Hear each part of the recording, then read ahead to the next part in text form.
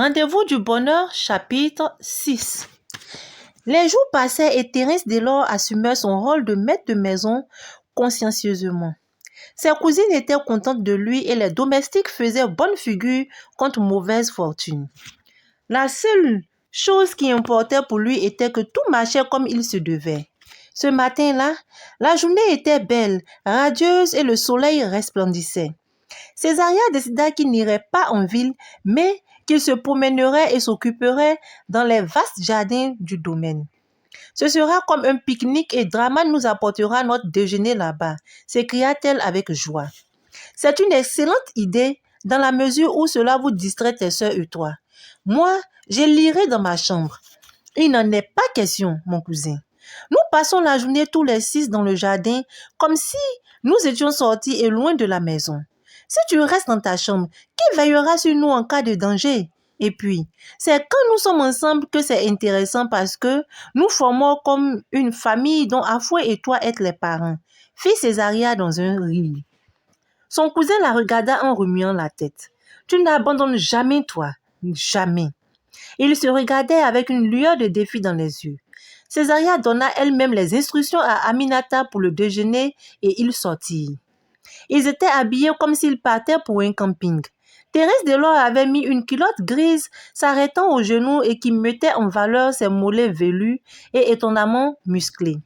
Il portait également un polo ouvert sur ses imposants pectoraux et était chaussé de patogas.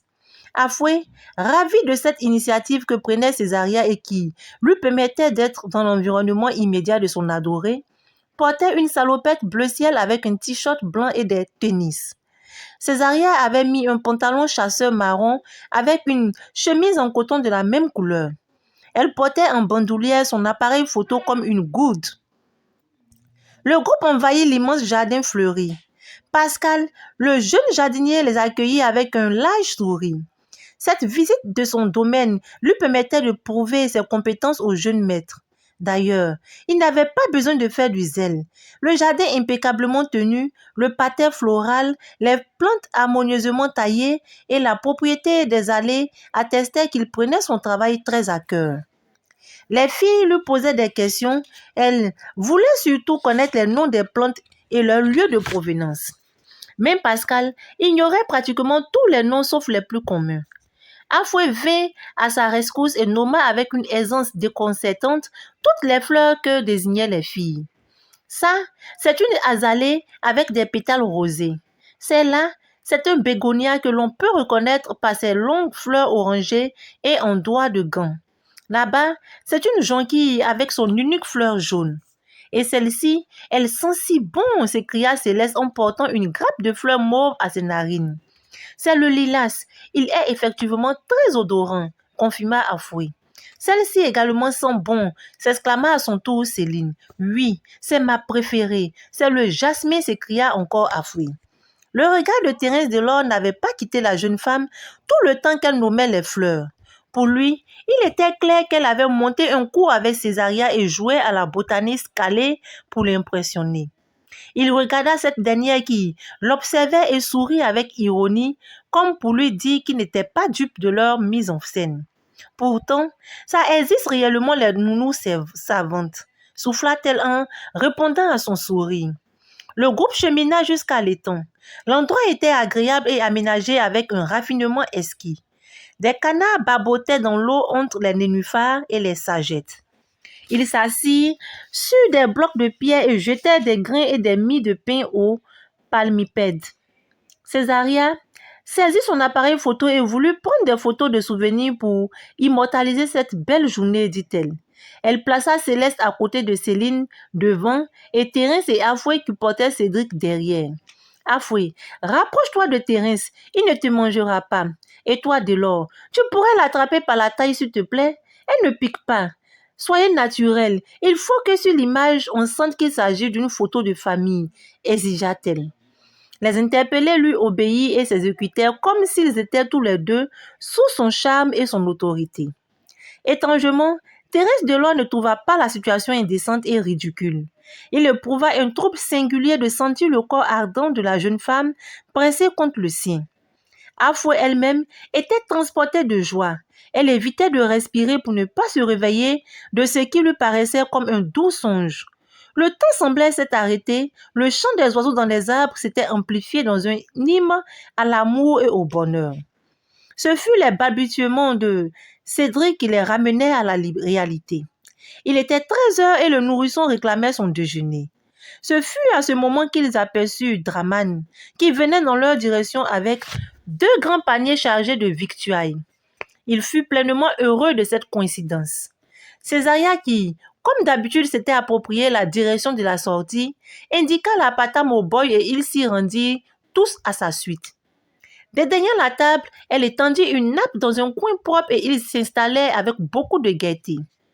La randonnée leur avait creusé l'estomac. À la demande de Césaria, Aminata leur avait braisé un gros agouti que le fournisseur avait livré le matin même. Il y avait également de la loco et des patates frites au choix. Elle avait aussi confectionné du déguet pour le dessert. Une bouteille de bissap accompagnait l'ensemble. Célestin Bitowa avait formellement interdit à ses enfants toute sucrerie et tous les jus de fruits vendus en sachet à cause des colorants qu'il jugeait trop dangereux. Il exigeait que tout le monde mangeât naturel dans sa maison pour bien se porter.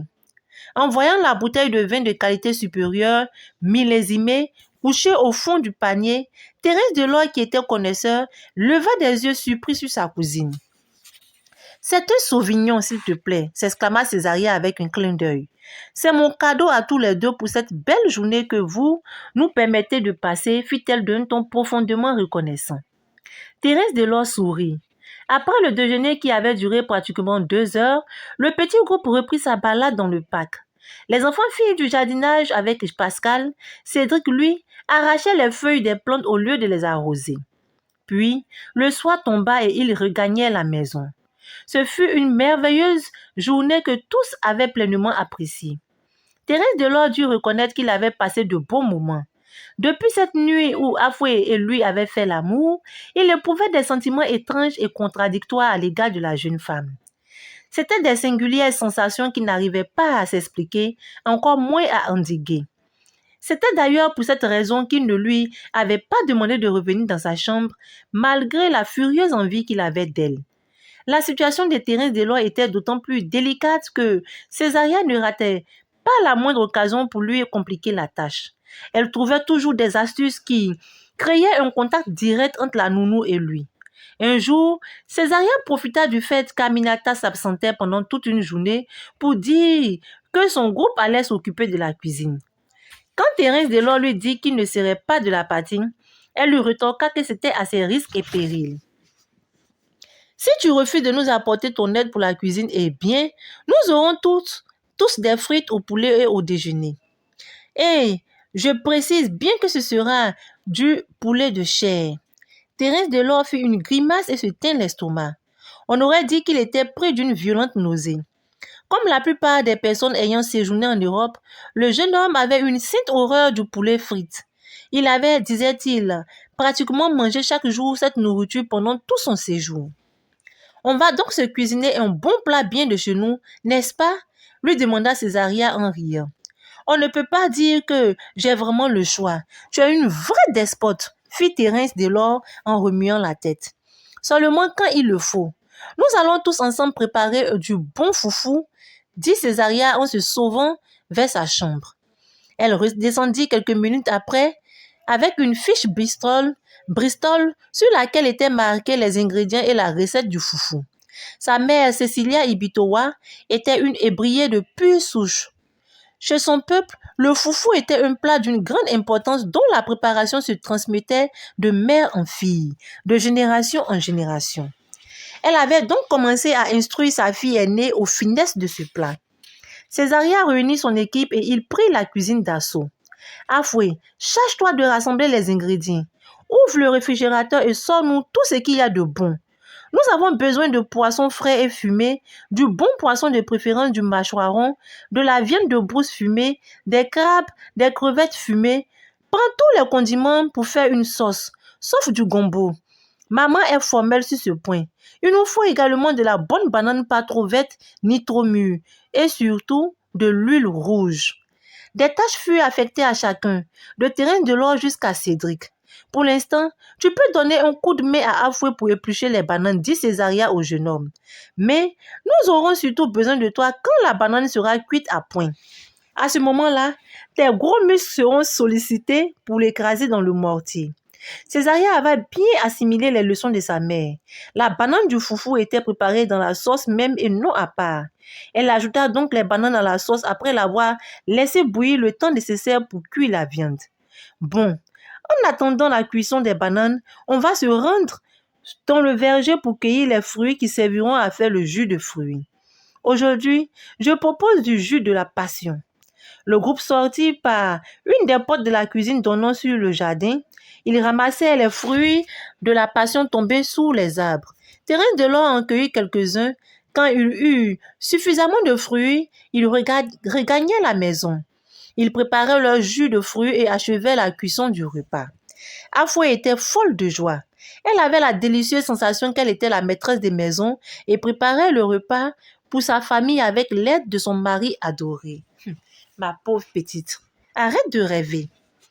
Ce soir-là, après la réunion avec la domesticité, Thérèse Delors rappela Afoué. « Je veux embrasser mon cousin, dit-il comme la première fois. » La jeune femme accourut avec Cédric dans les bras.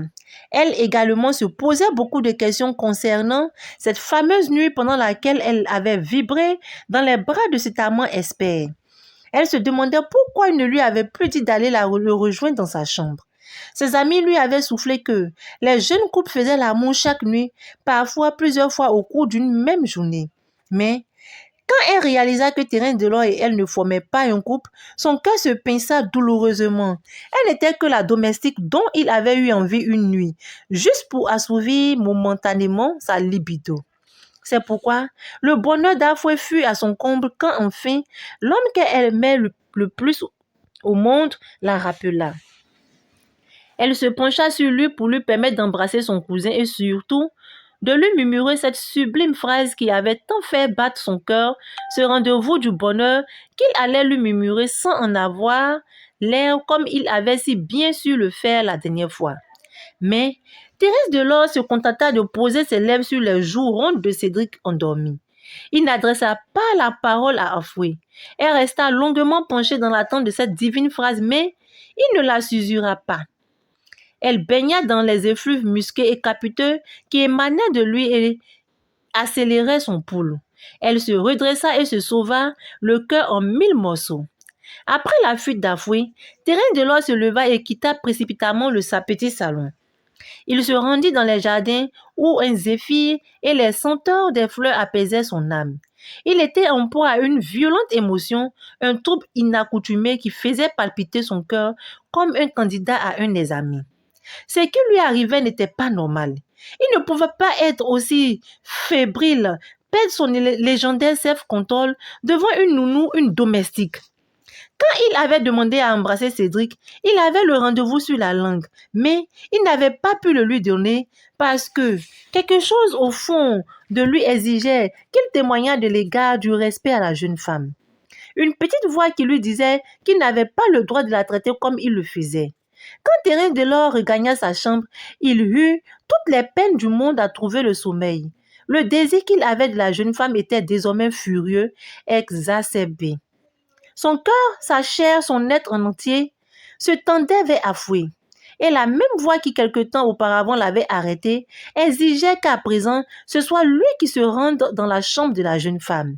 Il descendit de son lit, se dirigea vers sa porte, mais au moment où il allait l'ouvrir, il la boucla rageusement à double tour et jeta la clé sous son lit. Ici s'achève notre chapitre 6. Ah, l'amour! L'amour. L'amour n'est pas aussi simple quelquefois, hein. L'amour est très complexe. L'amour est plus difficile que même résoudre un exercice de mathématiques. En tout cas, moi, c'est ce que je constate. Tu aimes quelqu'un, mais tu t'attaches sur sa condition sociale. Tu te fais du mal. Tu veux être avec elle, mais tu fais violence sur toi-même. Ah, ça là, on ne peut pas ne pas faire attention à ses sentiments, hein. Il va finir par être fou, le pauvre. Je vous dis à très bientôt pour la suite du roman.